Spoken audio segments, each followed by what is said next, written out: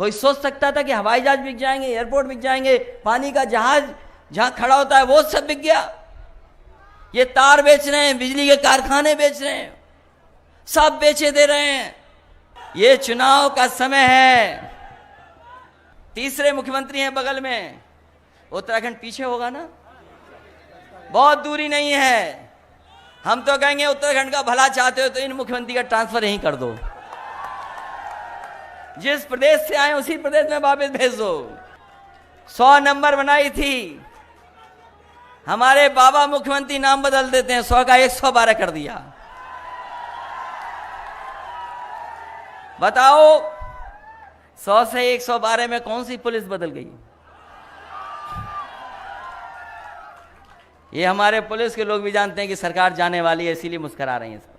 हमारे देश का इतना अपमान कोई नहीं कर सकता था जितना भारतीय जनता पार्टी ने कोरोना के समय पर किया। हमारे गरीब लोगों के लिए दाह संस्कार के लिए लकड़ी नहीं दे पाए, और अगर कहीं दाह संस्कार हो भी रहा था, लोग जान न जाएं, उसको छिपाने के लिए टीन शेड लगाने का काम इसी सरकार के मुख्यमंत्री जी ने करने का काम किया। वो जानते हैं भारतीय जनता पार्टी के लोग, इस बार जनता तैयार है भारतीय जनता पार्टी का सफाया करने के लिए। देश की तकदीर का चुनाव है, नौजवानों तुम्हारे भविष्य का चुनाव है, किसान भाइयों आपका चुनाव है।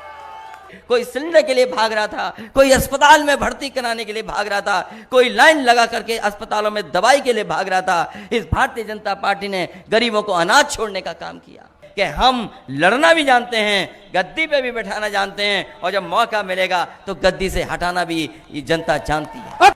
और हमारे उत्तर प्रदेश के मुख्यमंत्री वैसे ही नकल कर लेते हैं। अगर दिल्ली वाले $5 ट्रिलियन इकोनॉमी की बात कर रहे हैं तो उत्तर प्रदेश वाले हमारे कह दे रहे हैं कि हम भी $1 ट्रिलियन इकोनॉमी पहुंचा देंगे।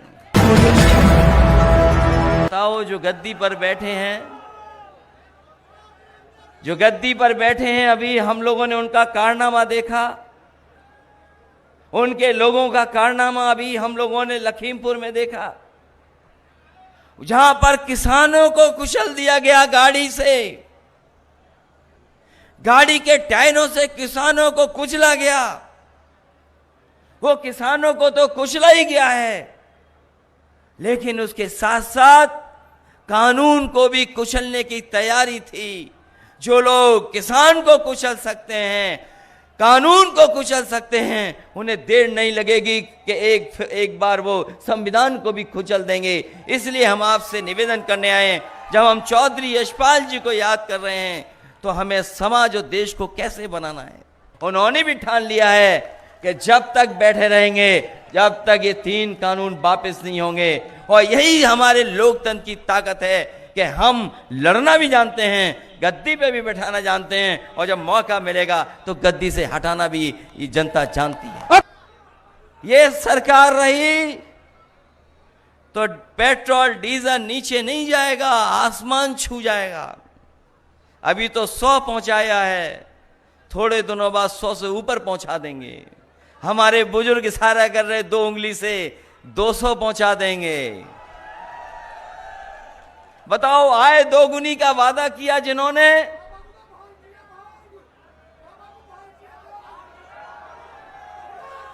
वो वाली बात बाद में होगी, अभी नहीं। आसमान छू रही महंगाई। कहां से शुरू हुआ था डीजल पेट्रोल, कहां पहुंचा दिया? डीजल पेट्रोल की कीमत क्या थी और आज कीमत कहां पहुंचा दी डीजल पेट्रोल की। यही बीजेपी वाले कहते हैं सरसों का तेल इसलिए महंगा हो गया है क्योंकि सरसों के तेल में हम मिलावट नहीं कर पा रहे हैं। आपने सुना होगा, और नहीं सुना हो तो पत्रकार साथियों दोबारा लिख देना। भारतीय जनता पार्टी के मंत्री जी ने कहा, उनसे पूछा कि आज सरसों के तेल की कीमत क्यों बढ़ गई, तो बोले इसमें हम मिलावट नहीं कर पा रहे हैं इसलिए महंगा हो गया। बताओ बीजेपी वालों, तुम्हारा ये तर्क है, ये तर्क तुम्हारा। और हमारे उत्तर प्रदेश के मुख्यमंत्री वैसे ही नकल कर लेते हैं। अगर दिल्ली वाले $5 ट्रिलियन इकोनॉमी की बात कर रहे हैं तो उत्तर प्रदेश वाले हमारे कह दे रहे हैं कि हम भी $1 ट्रिलियन इकोनॉमी पहुंचा देंगे। कैसे भूलोगे? बीमारी आई, लोगों ने अच्छा इंतजाम किया, सरकारें मदद करती रही गरीबों की, लेकिन ये सरकार ऐसी थी जिसने लाठी भी मारी और हमारी जनता को अनाथ भी छोड़ दिया। न जाने कितने लोगों की जान चली गई, न दवाई दे पाए, न अस्पताल में बेड दे पाए और न ही ऑक्सीजन का सिलेंडर दे पाए। लोग अपने आप भागते रहे, कोई सिलेंडर के लिए भाग रहा था, कोई अस्पताल में भर्ती कराने के लिए भाग रहा था, कोई लाइन लगा करके अस्पतालों में दवाई के लिए भाग रहा था। इस भारतीय जनता पार्टी ने गरीबों को अनाथ छोड़ने का काम किया।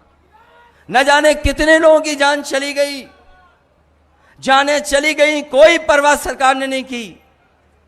और याद कीजिए वो तस्वीरें, हमने सबने तस्वीरें देखी। हमारे देश का इतना अपमान कोई नहीं कर सकता था जितना भारतीय जनता पार्टी ने कोरोना के समय पर किया। हमारे गरीब लोगों के लिए दाह संस्कार के लिए लकड़ी नहीं दे पाए, और अगर कहीं दाह संस्कार हो भी रहा था, लोग जान न जाएं, उसको छिपाने के लिए टीन शेड लगाने का काम इसी सरकार के मुख्यमंत्री जी ने करने का काम किया। इससे ज्यादा दुख की बात क्या हो सकती है कि हमारे गरीबों का भी सम्मान से दाह संस्कार ये सरकार नहीं करा पाई। और मां गंगा जिसको हम और आप पवित्र मानते हैं, बताओ कितनी लाशें बह रही थी उसमें, चाहे वो गाजीपुर हो, बक्सर हो, बनारस के आसपास हो, इलाहाबाद हो, उन्नाव हो, कन्नौज हो, गंगा के किनारे लाशें बह रही थी। जब बीजेपी से पूछा कि ये लाशें कैसे बह रही हैं, तो बीजेपी के लोग कहते हैं कि उत्तर प्रदेश की नहीं है, ये बिहार से सब बह करके आ रही हैं। इतना बड़ा झूठ कोई नहीं बोल सकता है। कभी गंगा नहीं उल्टी बह सकती। ये यमुना का पानी जो ऊपर से बहता नीचे चला जाता है, बताओ कोई हमें बता दो बुजुर्ग, कोई चीज नीचे से ऊपर कैसे आ जाएगी? वो जानते हैं भारतीय जनता पार्टी के लोग, इस बार जनता तैयार है भारतीय जनता पार्टी का सफाया करने के लिए। इसलिए सहारनपुर के लोगों, हम आपसे निवेदन और अपील करने आए हैं। ये चुनाव कोई छोटा चुनाव नहीं होने जा रहा है, ये छोटा चुनाव नहीं है, ये बहुत बड़ा चुनाव है। देश की तकदीर का चुनाव है, नौजवानों तुम्हारे भविष्य का चुनाव है, किसान भाइयों आपका चुनाव है। 100 नंबर बनाई थी, हमारे बाबा मुख्यमंत्री नाम बदल देते हैं, 100 का 112 कर दिया। बताओ 100 से 112 में कौन सी पुलिस बदल गई? ये हमारे पुलिस के लोग भी जानते हैं कि सरकार जाने वाली है, इसीलिए मुस्कुरा रही है सब। और नहीं मानते हो अकेले में पूछ लेना, ये सब जानते हैं। ये चुनाव का समय है। पिछली बार 4 जनवरी को तारीख आ गई थी चुनाव की, 4 जनवरी को। आज हम और आप लोग अक्टूबर में बातचीत कर रहे हैं, एक दूसरे से मिल रहे हैं।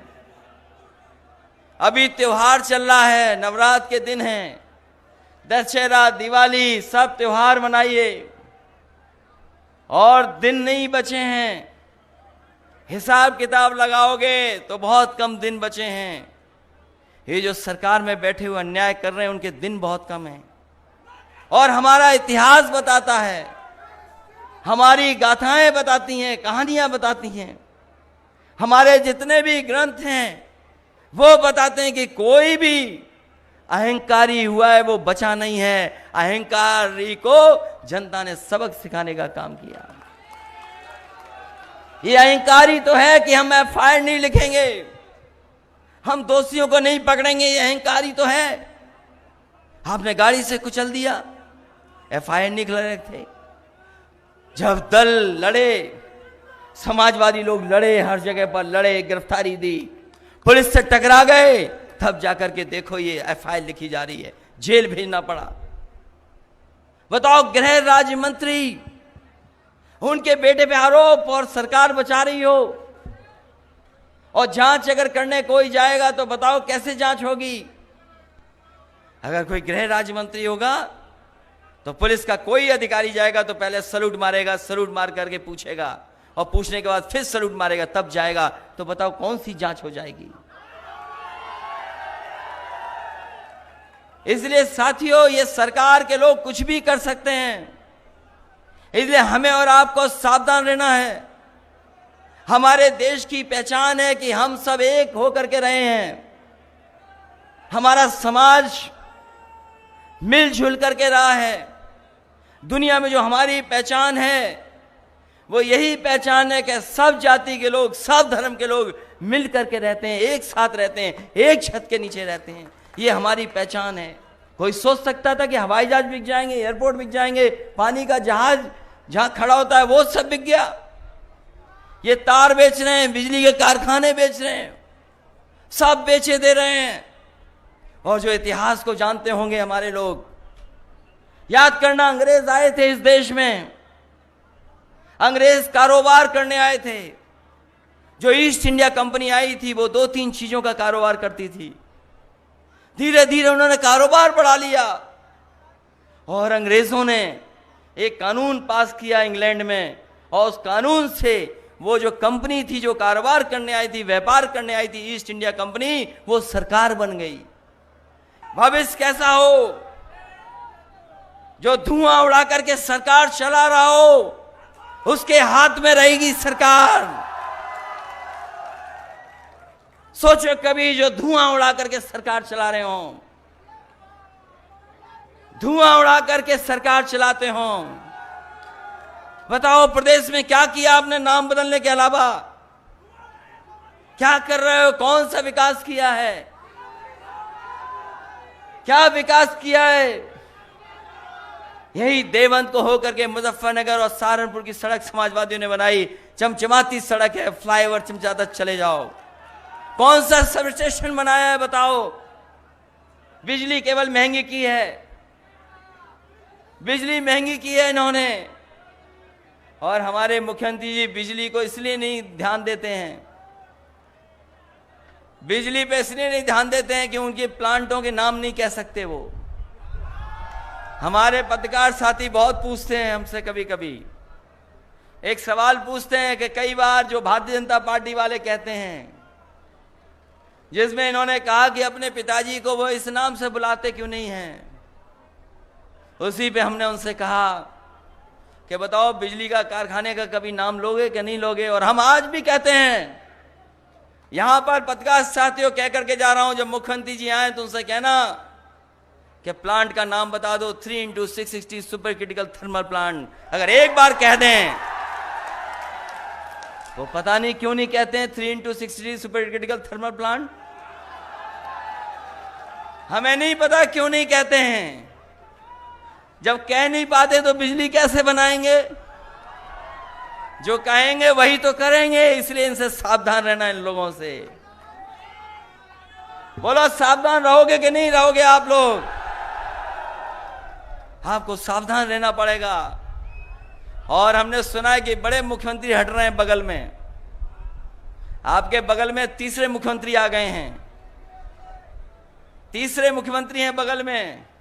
उत्तराखंड पीछे होगा ना, बहुत दूरी नहीं है। हम तो कहेंगे उत्तराखंड का भला चाहते हो तो इन मुख्यमंत्री का ट्रांसफर यहीं कर दो, जिस प्रदेश से आए उसी प्रदेश में वापस भेज दो। दोस्तों, यूपी की धुआंधार राजनीतिक खबरों के लिए भारत एक सोच को सब्सक्राइब जरूर करिए और बगल वाली घंटी जरूर दबाइए, क्योंकि अगर आप एक बार नोटिफिकेशन बेल दबा देंगे तो आपको हमारे नए वीडियो की सूचना बिल्कुल मुफ्त में मिल जाएगी और आप जब चाहे जानकारी से भरा वीडियो अपनी मर्जी के मुताबिक देख पाएंगे। चलते हैं। जय भीम, जय